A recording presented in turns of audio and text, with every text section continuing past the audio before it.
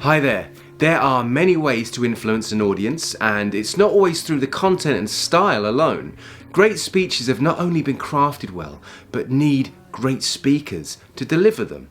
And whilst most of the videos on my channel are aimed at the physical aspects of speaking, this tutorial is about performance technique, and I've compiled 5 of my favourite tips in taking control over your delivery so you can ensure the most impact when presenting yourself in public. Stick around to the end for my bonus tip, and if you like this video, then don't forget to...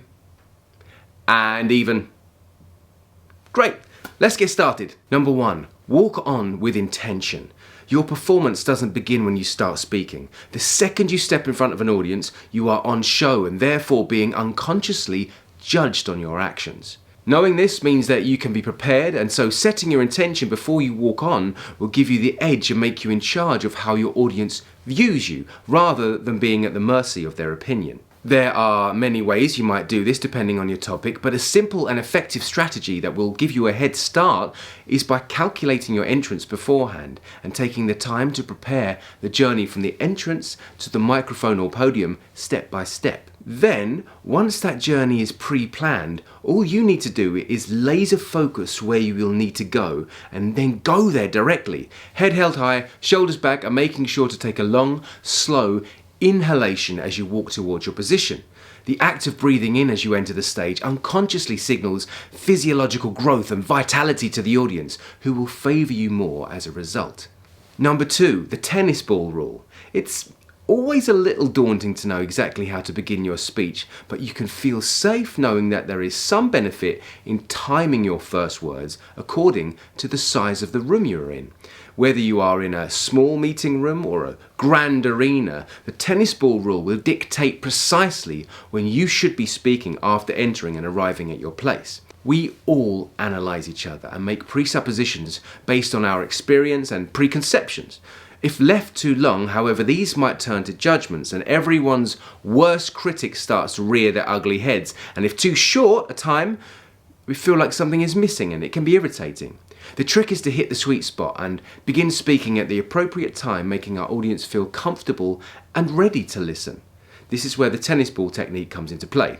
So, once you hit your spot on stage, in your mind, throw an imaginary tennis ball out to a person sitting at the back of the room. Then imagine they throw it straight back, and when you catch it is now the correct timing for you to start speaking. The further you are from the audience, the longer you should wait to speak, no matter if you have a microphone or not. This is because the further you are, the smaller you appear, and the longer it takes your audience to take you in as a person. Why don't you give it a go next time you're in a meeting or giving a speech, and let me know in the comments how it went. Okay, number 3. Gearing up into your speaking pace. So you've entered and you've timed your walk on perfectly, you've shown how confident and secure you are, you've also given your audience enough time to take you in and have taken the time to absorb the vibe of the room at the same time. Your first words are ever so key to getting the audience on side. But not only the content, but your approach. You have to ensure that whatever your default pace is, and trust me, we all have one, that you don't drive away too soon. Live scenarios tend to produce adrenaline, and this can make us speed up. This isn't a bad thing and can actually keep the event ticking along and the energy high, but you can't just start at full speed because no one will be able to keep up and they will feel left behind. So here's what you can do. In much the same way as a gear shift car speeds up and changes gears to get to its maximum, you can do the same and start from the top of your speech in neutral. Then 1, then after a sentence gear up to 2, then 3, 4, 5, and as far as many gears as you have. But by starting slow, you give the opportunity for everyone to just join you, and so when you start to speed up, their listening skills start to speed up, and then you can pick up pace, and then after a while you will get to your eventual default speed and everyone will be along for the ride. They won't have missed anything, and that's basically how it works. You just gear up a little bit every sentence, go a bit faster and a little bit faster. Number 4, highlight key points and let them sit. If you have crafted your speech, and I'm sure you will have points of facts that are highlighted and poignant, if not, then may I suggest you go and put them in. Highlighting key points helps make a concise and direct, memorable note of anything you want to stand out and stay in people's heads. Perhaps it's a statistic or a fact, or even bringing attention to a problem or solution for that matter. But either way, you need to first recognise what these are and then make them stick. To do this, you want to take the most important word or sentence from each section of your speech, and at the end of the paragraph or section, finish it off by repeating the crucial bit again and then leaving pause for thought. This pause could easily be the tennis ball technique again and allows just enough time for the last words you said to stick in the minds of the listener.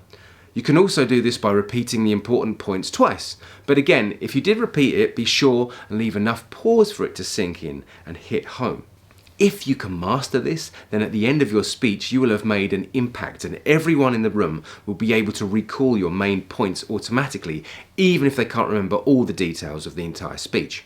And this is one that's going to need some practice. If you have any similar tricks that you use to make your speech stand out, why not tell me what they are in the comments? I'm sure we can all benefit from your knowledge and I look forward to reading them and replying to you. Number 5.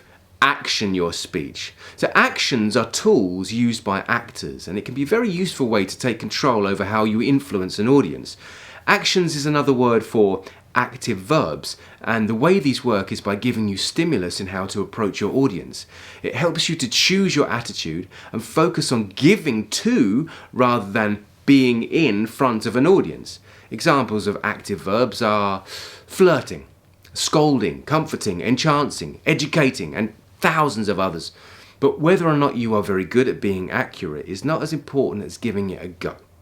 Once you try to influence your audience using active verbs and affecting them with your speech, then you stop feeling so self-aware and are able to concentrate more outside of yourself. This one is a little tricky and can take a bit of practice, but is a powerful tool that when practiced can take your speech to the next level and beyond. Okay, so I'm going to share a bonus tip now, but before I do, I want to take this opportunity to introduce you to my public speaking mastery course, where you can learn about these techniques in more detail, but also develop an individual practice that incorporates the physiological, psychological, as well as performance-based aspects of public speaking. It has given many people the ability to speak in all public scenarios with clarity, confidence and ease, and I'm sure if you are looking to improve your skill set in this area, it will be of great benefit to you also. Follow the link in the description box below to find out more. And now, on with the rest of the video. Bonus tip number 6, gear down to end. That's right, the two most important parts of your speech are how you start and how you end. And just like the car gearing up at the start of the speech, you can do the same a couple of sentences before the end of your speech to wrap up, not only with words, but with pace. This will indicate to your listeners that you are bringing the speech to a close, and as you slow down from gear 4 to 3 to 2 to 1, you will inadvertently inform them that it's coming to a close and to prepare themselves for the finish. It's really a lovely way to round up your speech and also allows the tone to be one of thoughtfulness and retrospection, both which are great things to have achieved by the end of your presentation.